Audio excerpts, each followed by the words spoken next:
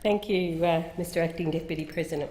Tonight I participate in the adjournment debate in support of the condolence motion for Nelson Mandela, the first President of the new South Africa. I acknowledge that at the core of his lifelong campaign for a democratic South Africa was a fundamental commitment and partnership with South African workers and their trade unions. Mandela remained the honorary President of the South Africa's National Union of Mine Workers until his passing. I was a new organiser with my union when Mr Mandela's autobiography, A Long Walk to Freedom, was published in 1995. Before reading A Long Walk, I was a casual reader at best. But Mr Mandela's compassion and strength against the most insurmountable foe, coupled with his brilliant expression and great insights into organising his community, gave me a passion for reading and knowledge that I retain to this day. Almost 20 years later, and completing a 10-question survey with a work experience student for my local newspaper for the question on who would you host for dinner and what would you cook them, my response was Nelson Mandela, and that I would cook him something in the slow cooker and my banoff pie for dessert. Simply, Mandela was one of the most influential figures of the modern world. There's no arguably about it. Apartheid was ultimately defeated by a conciliated effort from the international community through sanctions, boycotts and concerted protest efforts.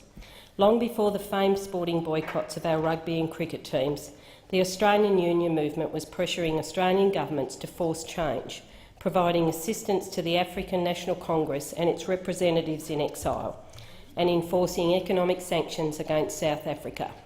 A few months after his release from prison, Nelson Mandela travelled to Australia to personally thank Australian unions for their support.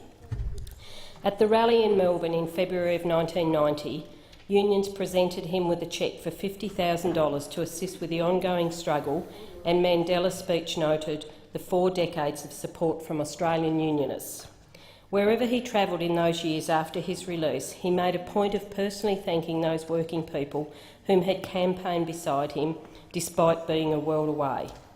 At a visit to United Auto Workers members in Detroit in June of 1990, Mandela, wearing a union jacket and hat, stepped to the microphone and declared, "Sisters and brothers, friends and comrades, the man who is speaking is not a stranger here.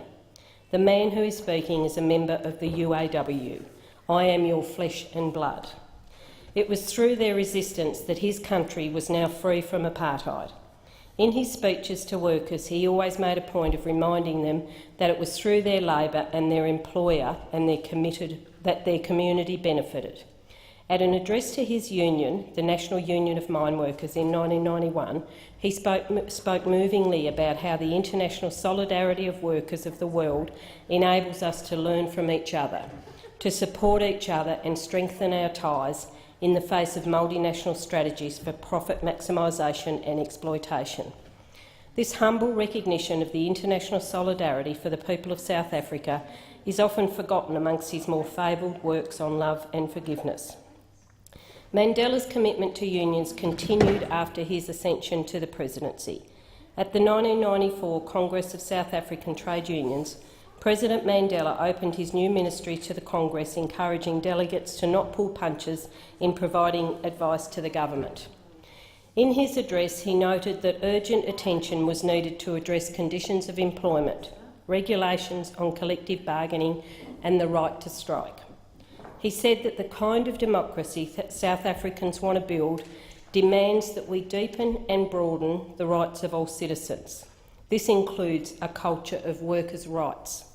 President Mandela understood that at the core of democratising South Africa was a need to democratise the workplace. His life's work transcends any group, any category and any association. He was a brilliant campaign to rid the world of hate, to empower all to love and to forgive, and importantly be proud of the part they are playing to advance humanity. Rest in peace, Madiba.